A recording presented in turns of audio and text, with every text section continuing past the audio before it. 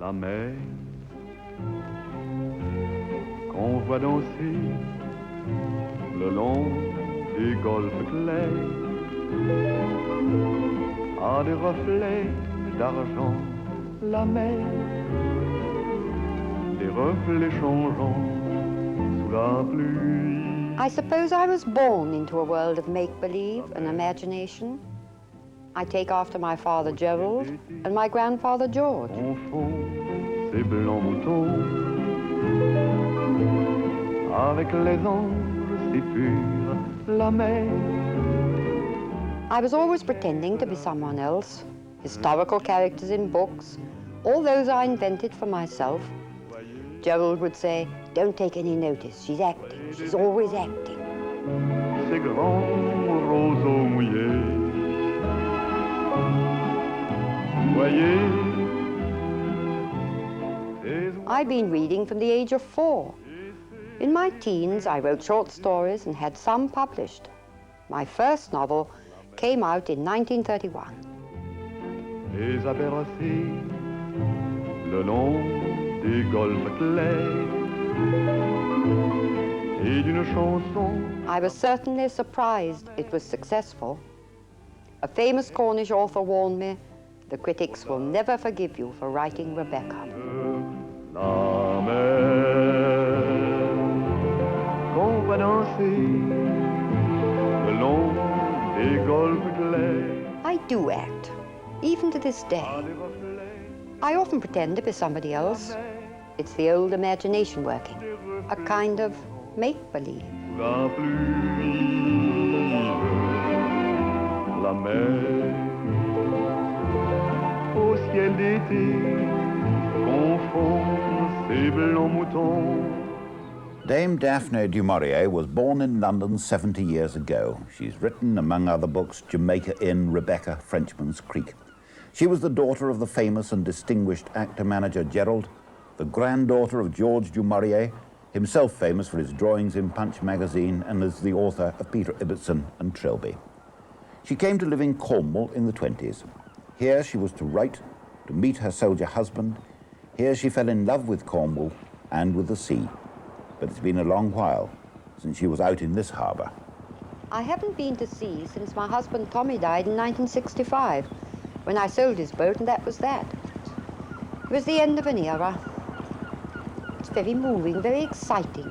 Not exactly nostalgic, but wonderful to feel my hands on the wheel again, coming in as we did in the old days. I remember exactly where the channel is, what the tide is doing, all that sort of thing. There's Punchy Cross on the right. That's Naked Cove, where we used to bathe naked.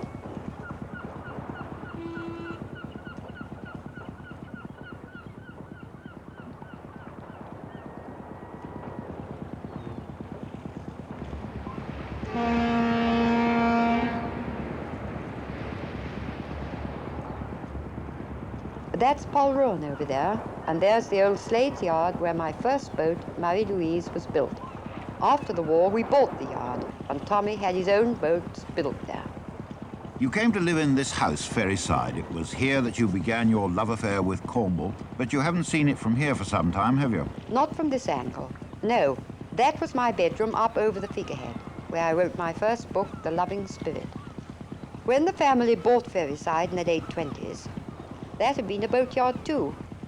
The Americans took the house over during the war, and my mother and my older sister Angela had to move into Foy. Afterwards, they went back, and my mother died there in 1957. Angela's been there ever since. Has the harbour and the river always been as busy as this? Oh, yes. You see, Foy has always been a terrific port for the China clay trade, and these ships come from all over the world to load up at the jetties. I used to be very friendly with all the chaps, you know. There was one ship, I think she was called the Weirbridge, and I used to call on the skipper, Captain Richie Bird, Dickie Bird. When he passed, he used to give a terrific hoot, and I'd wave from Ferryside. Oh, it was terrific. It was great fun. Did you prefer Cornwall to London? Oh, Lord, yes. I never cared for London at all. As soon as I saw Cornwall, I knew that this was my place. These were my people. Dame Daphne now lives and works in this house, Kilmarth, which is on a cliff top just around the headland from Foy. And it's there that we sat and talked about her work and her first book. The critics were remarkably kind about your first book, The Loving Spirit, weren't they? Well, I think they were on the whole, yes. Why, I don't know, but they were very responsible critics in those days, which are not always today. Do you remember what you did on the first day of your first publication ever? I've got it in my diary, but I can't remember now offhand, off the cuff. I think I just said, The Loving Spirit published, went for a walk, whatever. How much advance did you get from the publisher? I think I had, for Loving Spirit, I wouldn't swear to it, but I would think it was about £75 advance. Was that a lot or a little? It seemed a hell of a lot to me, yes. And it was quite good in those days. Could novelists make money in those days? Well, bit by bit. I can't remember how well The Loving Spirit sold, but obviously from that time on I began to get a little bit independent.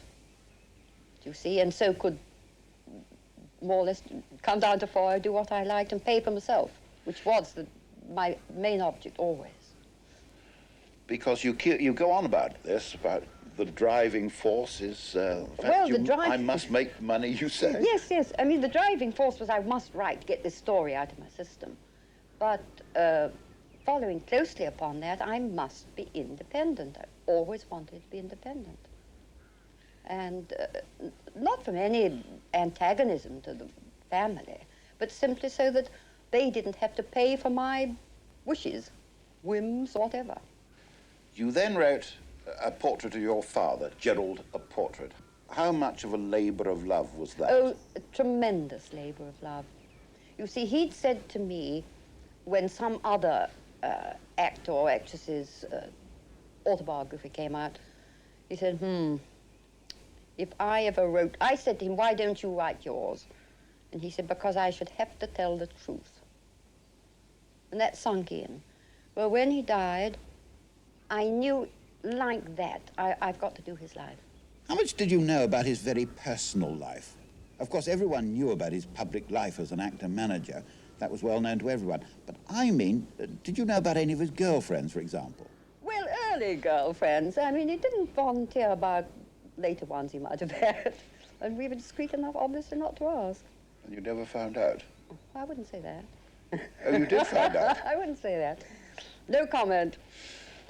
Of course, it is a grand name, isn't it, du Maurier, when you come to think about it, but it ended up on a cigarette. That was towards the end of Joel's life, when always in trouble with the income tax, hopeless about money. They asked him would he lend his name to the cigarette that was coming out. And at first he was rather reluctant, but was it Dureski? Dureski. Had lent his, so, well, if Dureski lends it, why shouldn't I? And he did, and thank heaven, for my mother's sake he did. Because when darling Gerald died, there was nothing left in the kitty or whatever you called it. And my mother, thank heaven, did rely very much on the royalties that came in from du Maurier cigarettes, which finished when she died in 57. Now, he was no good with money, as you say. Are you good with money? I'm careful. Always have been. It's the old French blood, the old glass-blowing blood coming out. Yes, I'm very careful. I don't spend a lot. Do you handle it well? No, I don't understand a word about finances. I mean, accountants do all that for me. But I am careful and always have been. But do you have any little extravagances? They say you once had a white Rolls Royce, did you? Oh, go on with you. This was a ridiculous story I was told by somebody in London where I met. Said, is it true you always drive about in a white Rolls Royce with a coloured chauffeur? I said, I've never had any sort of Rolls Royce in my life. And at that time, Tommy and I, my husband and I, had an old 14-horsepower Ford in which we bumped round the desert. So that was our form. Well, I have to tell you, your grandchildren think that now that you're a driver, they look upon you as the Nicky Lauda of Kilmarth. That's because I go like a streak up the drive here.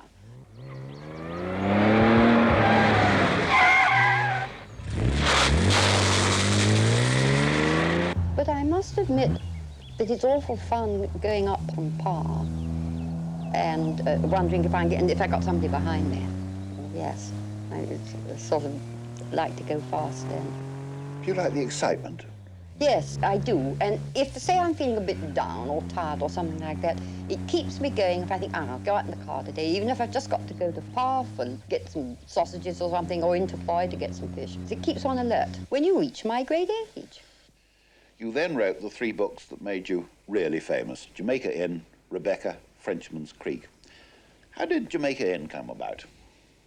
Well, by that time, living down chiefly at Foy, the famous writer Sir Arthur Quiller Couch, Q, who was so connected with Foy and everything, he talked about Jamaica Inn, and his daughter and I, who'd become friends, and she had a couple of horses at that time, Sir Arthur said, why don't you go and stay up at Jamaica Inn and let Daphne see the moors?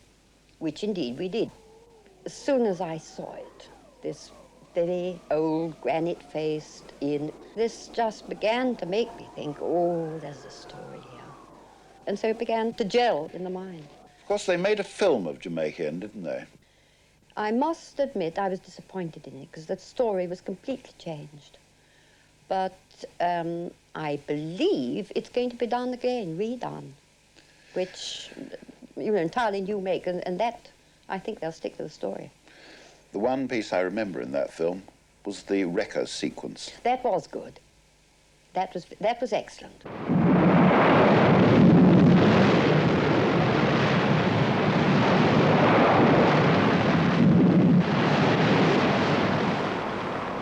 Can you make out the beacon light? Good. One time we came up with it. Look to starboard!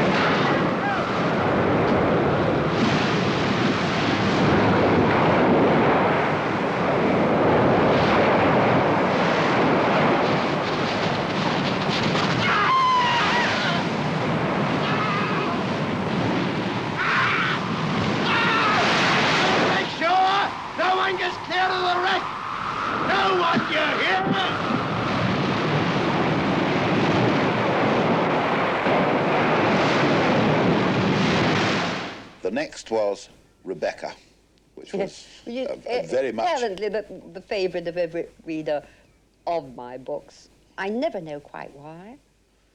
I mean, I didn't feel it was being frightfully sort of going to sell or anything. Well, I never do when I was writing it. I thought of the idea, oh, I don't know, pottering round Bennebilly and looking there when one was trespassing in old days.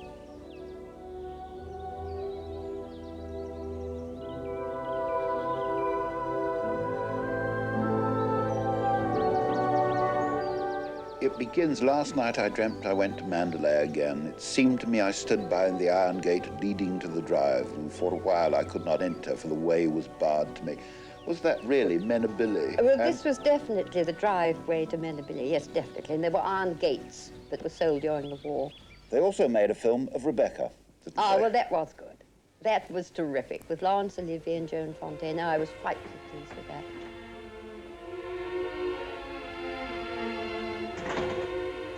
Maxim. Hello, darling. Oh, Maxim, I'm worried about what you'll do at the inquest tomorrow. What do you mean? You won't lose your temper, will you? Promise me that they won't make you angry. All right, darling. I promise. No matter what he asks you won't lose your head. Don't worry, dear.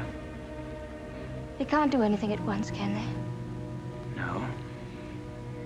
Then we've a little time left to be together. Yes. I want to go to the inquest with you. I'd rather you didn't, darling. But I can't wait here alone. I promise you I won't be in any trouble to you, and I must be near you so that no matter what happens, we won't be separated for a moment. All right, dear. I don't mind this whole thing, except for you. I can't forget what it's done to you. I've been thinking of nothing else since it happened. It's gone forever. That funny, young, lost look I loved won't ever come back. I killed that when I told you about Rebecca. It's gone. In a few hours, you've grown so much older. Max.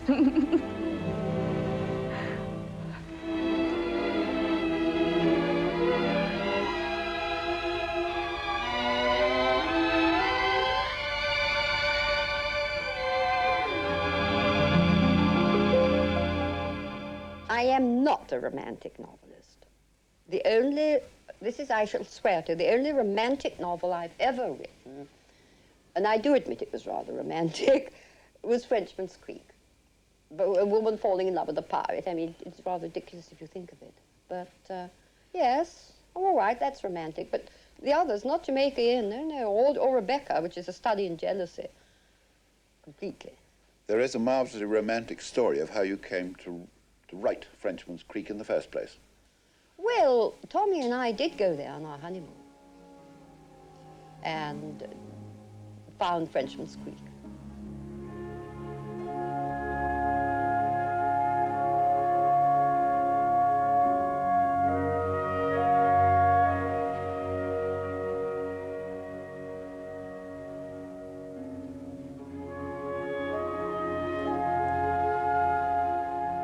When the east wind blows up Helford River, the shining waters become troubled and disturbed, and little waves beat angrily upon the sandy shores.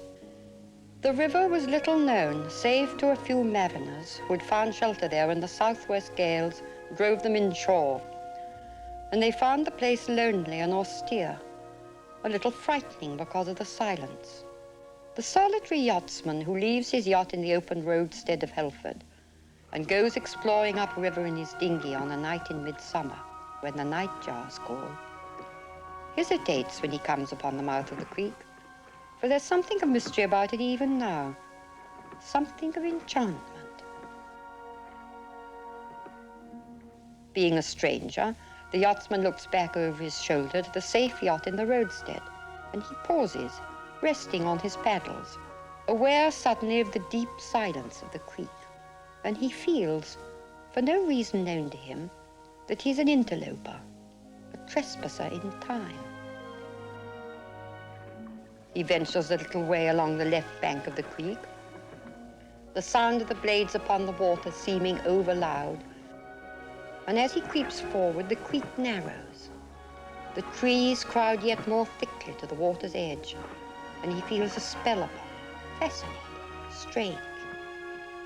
And now his heart begins to beat, and he strains at his paddles, and the little dinghy shoots swiftly over the dark water away from enchantment. For what he has seen is not of his world, and what he has heard is beyond his understanding.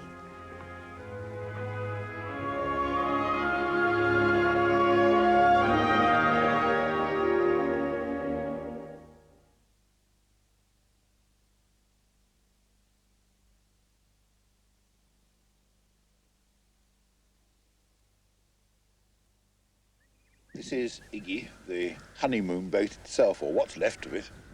Yggdrasil, the Tree of Fate, Norse mythology, which Tommy was terribly keen on. And this was the boat he came down to find, and how we met. But she really was terrific in those days, way back in 1932. Great cockpit here, twin engines in the stern, beautifully decorated inside, pictures all round, his little galley up forward. Oh, she really was a fine sight. We went up the Helford and up the Fell, found Frenchman's Creek. And I think it was the first evening, we went up as far as Mopus. We were just about to anchor, you see, first evening, very exciting. And suddenly I heard a wail from Tommy. I was inside. And he said, "Moppet's gone." I said, "What?" "Moppet, my little dish mop. I've had it on board ever since the boat was launched. Moppet has gone." And we looked over, there was the poor little dish mop floating away. Tried to get it, was no good, it sank. Oh my God, this is done in the honeymoon. Luckily we survived and all was well. He was a very distinguished soldier, of course. He was one of the youngest army majors in the First World War with a DSO and a Croix de Guerre. In the Second World War, he became General Commanding Airborne Forces in the invasion of Europe, as the Chief of Staff to Lord Mountbatten. But of course, a lot of people were very frightened of him. Well, he probably was rather frightened. He was a great disciplinarian. And of course, he did adore his grenadiers and then after all his airborne people and everything. But why did he move the boat to Menabili? You see, the poor old boat by that time had had its day. And so we cut off the cockpit and took her up to Menabili. You spent, what, 25 years here at Menabili? Yes, we moved in the autumn of '43, and we were here 25 years. This is the only film in captivity of you. Good Lord. You must be about 40. I told you life began at 40. Good heavens. That's a very good suit, that. Very I remember snazzy. that. Somebody, an admirer, used to call me a Marlene Dietrich when I wore that. It's rather flattering. Never mind. There we go. And we're advancing across the lawn. That little chap is my son, and the girl is Flav. I don't know where Tessa is. Do you remember this film being taken? No, can't remember a thing of it. But if it's 46, I wrote King's General in 45, and I know Corder bought the film rights and were never made, and possibly, I think I did a script, a sort of treatment thing, which is probably at the bottom of a drawer now. I must look sometime. But it was never made. Pity. It would have been quite an exciting film. Well, you never know. You had a hut that was built and buried in the garden. Oh, well, the hut really was to be on my own, away from the telephone, anybody coming in the room, children shouting up, asking things. You also dabbled with paints at various times, didn't you? Well, I did my painting out there. That's very true. That was when I got this rush of blood to the head and did the paintings. This is one of yours. What is it? There's only one moment in my life I did this. Ah, these are the glassblowers' cottages, the workmen's cottages, at La Chaîne-Bideau, which was not Le Maurier, the first place the great-grandfather worked in, but the second that he took, and his little house was over there. And I went and discovered it all, and it was after finding all these places, I wrote the book called The Glassblower. But that's their little cottages. I must admit it's Grandma Moses, rather.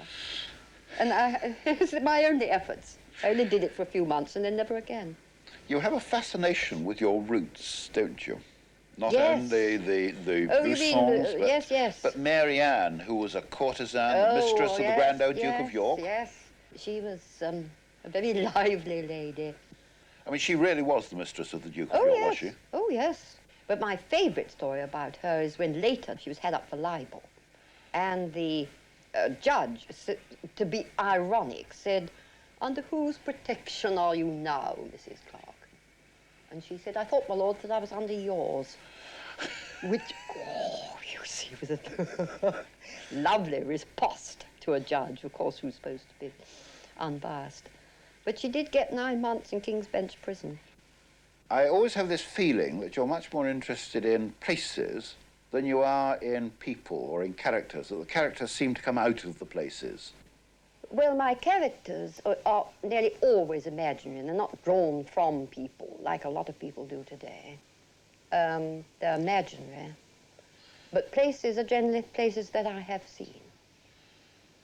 Like Menabili, like this Milton as a child, other houses that I've stayed in or seen or noticed. Because it does seem that the characters always emerge from the background of the places on which you are so strong. Yes, well, they could, yes, that is possible. But you see, I don't know if other writers do. I never sort of analyze my own books. I don't think about why I'd written them or what's happened until somebody like you comes along and asks me, and then I probably found it. I just don't know. Do you think you've been influenced by other people? The Brontes, for example? Certainly Jane Eyre must have influenced me with Rebecca, though I don't remember that I read it around that time. It was way back as an adolescent that I read it. But nevertheless, these things sink into the unconscious and then well up later. But, and R.L. Stevenson, I mean, sort of Treasure Island and all those things obviously influenced Jamaica Inn. Hemingway? But years later, I read Treasure Island when I was 8. Hemingway? Hemingway, definitely. He'd been later. He would have influenced I'll Never Be Young Again. Rather short, clipped dialogue, which I don't think I've done since. But do you get upset when you read in a profile, as I did some years ago, that you have an undistinguished literary style and that you're insensitive to the niceties of language? Well, it could be true. It must have been a bit upsetting at the time, but I don't remember reading it. As I don't read criticisms unless they're sent me. Maybe this profile was never sent me, I don't know. Do you ever get the feeling, even now, that you will sit in front of your typewriter with a blank sheet of paper and nothing will happen, that you will dry up? Oh, well, yes, but the greatest thrill is when you know what you're going to say, and I've got it in my notes for chapters, and I sit before the typewriter and turn up the thing and put chapter 1, and I know what I'm going to say. That is a real kick. In your book, Vanishing Cornwall, you seek to capture the history and the spirit of Cornwall. Very strange spirit, isn't it, in part, the Cornish peoples? Well, it certainly was. Whether it's still the same today, mark you, that book was written 6 or 7 years ago. I was really trying to go back into the past about it all, and went around the country and remembered things and places where I'd been and so on. And yes, there is a strange spirit, but I have an awful feeling that it is changing now. But what is it that's vanishing about Cornwall? Is it the industry, the tin mines, what? The spirit, I would say. The quietude, the solitude of it all. A lot of people think those great big china clay pits, of course, scar the landscape. Oh, no, I think they're absolutely beautiful myself.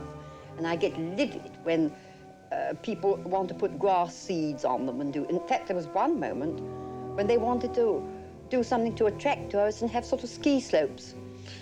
Well, I mean, my God. No, they're terrific, those china clay hills. And if you go up there around it, it's like another world.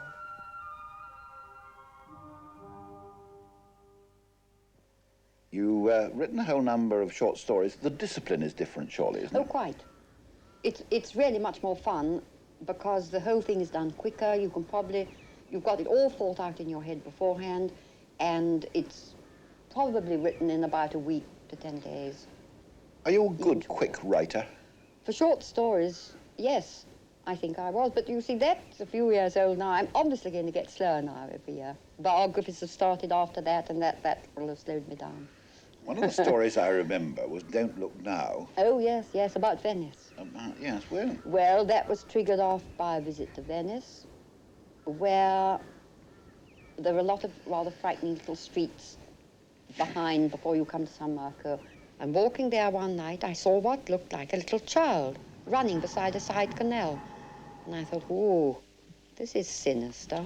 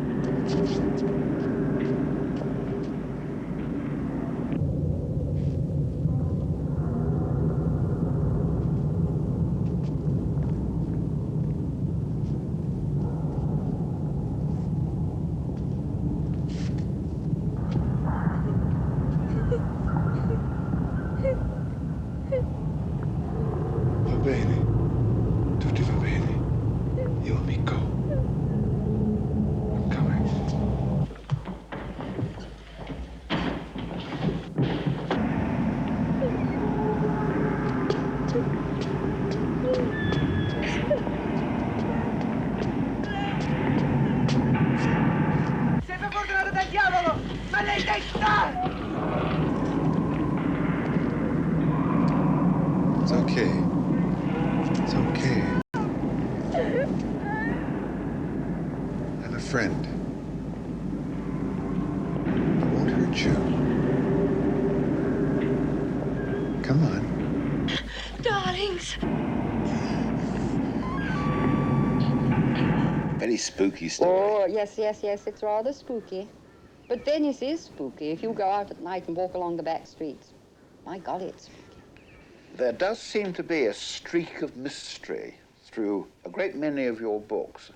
People who slide into and out of one century into another. Oh, well, yes, well, that's right, with the House on the Strand. And certainly all of my short stories, even the earlier ones, have a sort of psychic-y thing. I've always been fascinated by, you could say psychic things, but I'm not a bit psychic myself. Never seen a ghost, don't care about tap-tapping or anything like that.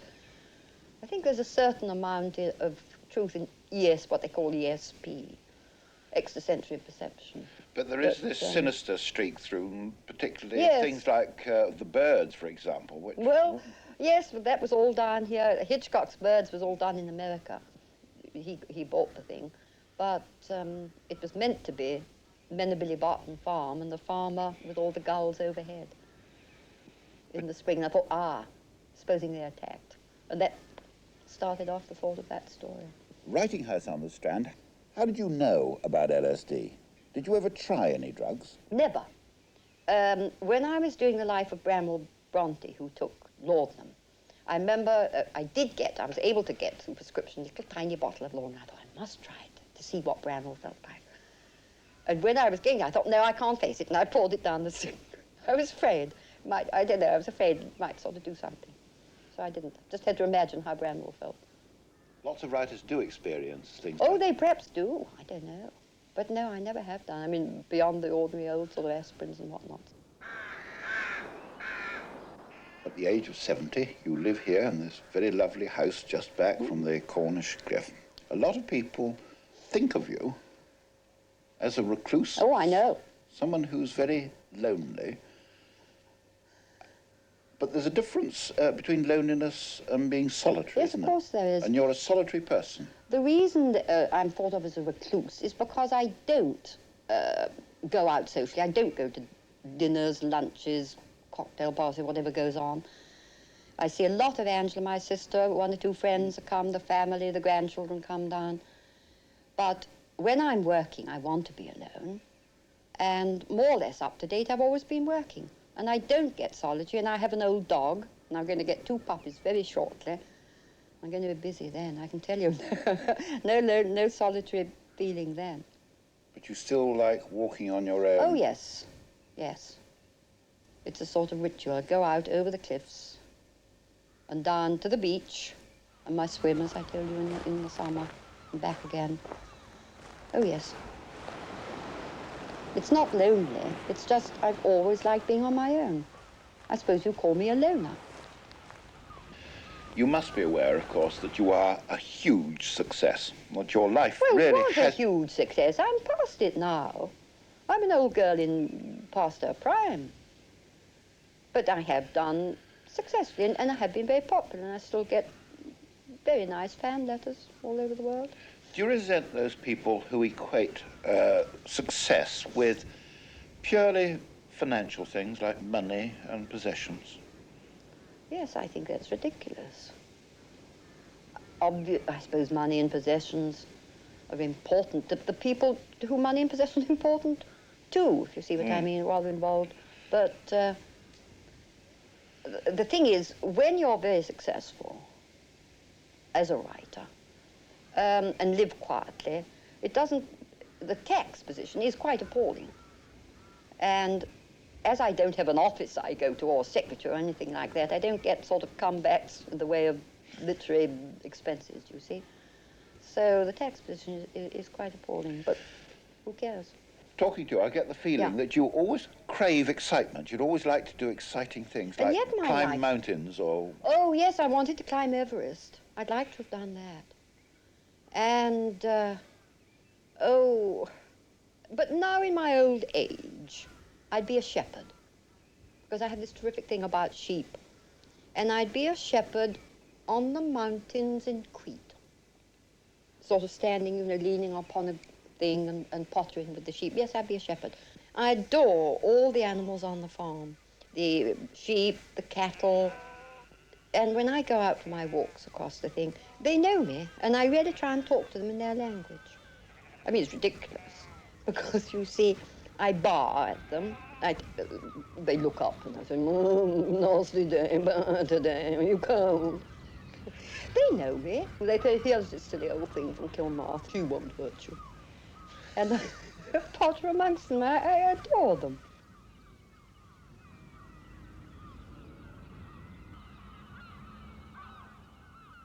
Let me put this to you. Yeah. Now of my 70 years and 10, they won't come again, will they? Is there a fragment of your life, of those 70 years and 10, when you had an idyllic happiness? There must have been several, I suppose, but